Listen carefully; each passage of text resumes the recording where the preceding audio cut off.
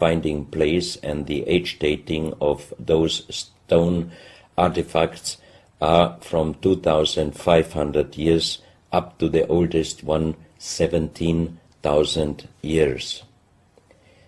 Here you have a granite stone, so-called normoli, stone normoli, with very nice encarving.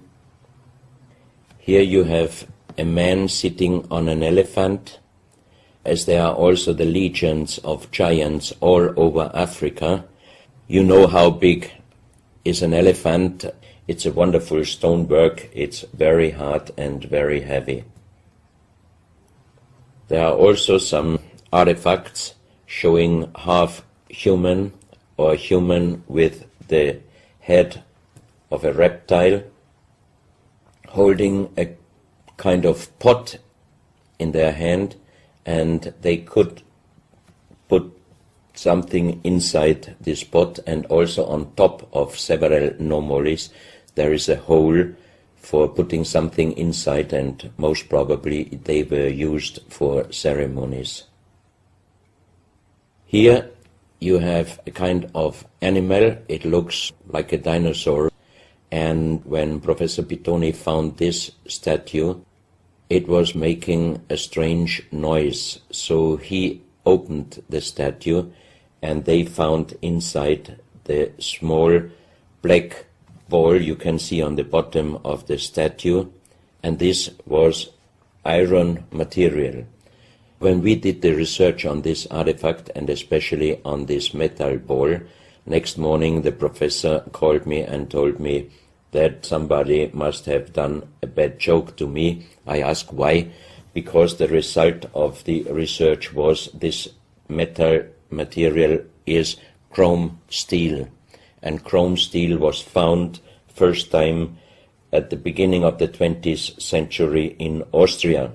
That means it was impossible inside a statue with the age of approximately 17,000 years.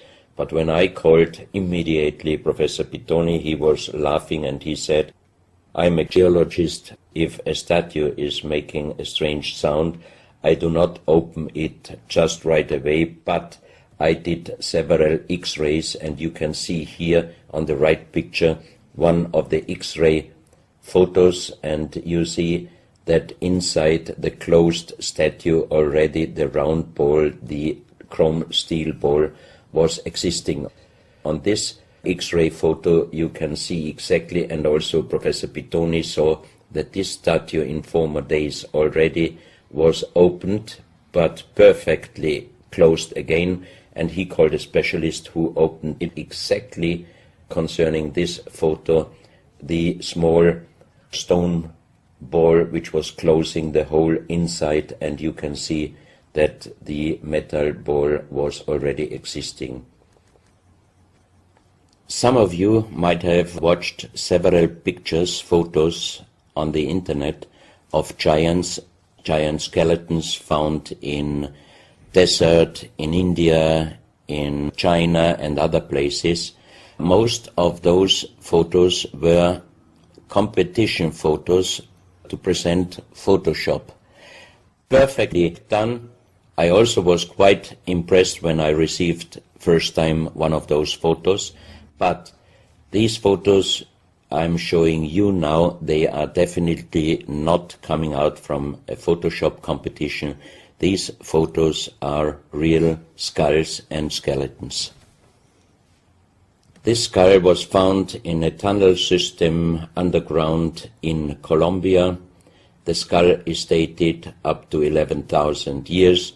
The skull is bigger than normal skull, and the front teeth of the jaw are lined up in a different way than our teeth.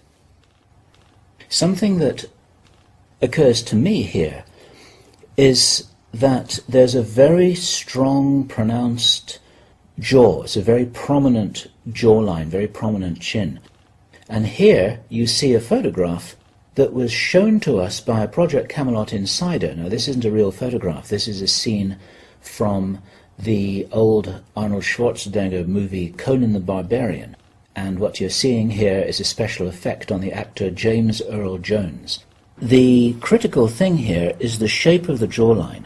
Our witness, who had spent time with the Anunnaki in real time, in the present day, said that one of the things that characterizes them, besides their size, which he says was 8 or 9 feet tall, he said they're very large and they're very strong and they look larger than that, but that's round about their height, which matches exactly the 2.6 meters that Klaus has been talking about.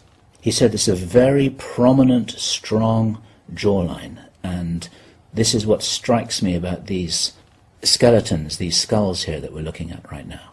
Didn't know. No, you need to know this. Back to Klaus.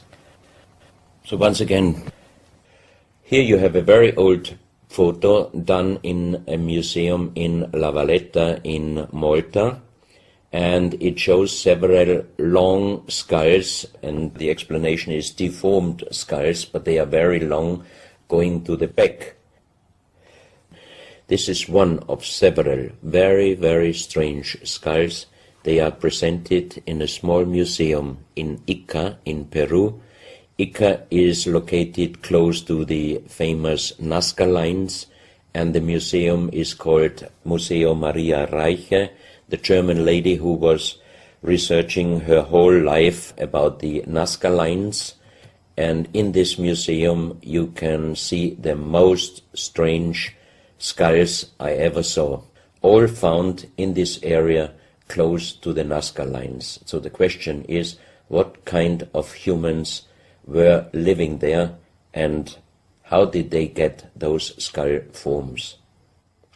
And especially this one, definitely several doctors and experts told me it would not be possible to create such a kind of deformation, because through deformation you do not get the double bone material on the skull, and on this skull even you have particles of the skin and hairs, and I think it would not be difficult to do a age dating and especially a DNA analysis of this skull.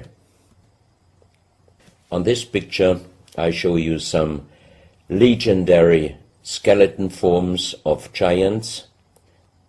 In the year of 1964, in the south of Ecuador, in the province Loja, there broke down a part of a mountain platform, and Father Carlos Vaca, who was working as a priest in hospitals, he was called to this place and he found the broken bones of a giant.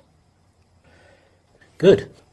Well, Klaus, I asked you if you would take us on a journey, and for the last nearly an hour, I think it is, you've taken us on a fascinating journey, not only around the world, but through time, back as long ago as 17,000 years. And it's a real reminder of how little we know about what our history really is. These are important pieces of an important puzzle, and you're doing an enormous amount to raise people's awareness of what it is that we're not shown in many museums, what it is that we don't read in anthropological textbooks, and what it is that many university professors still refuse to recognize. And thank you so much for your part in helping to raise our own understanding of our history on planet Earth. Klaus, thank you.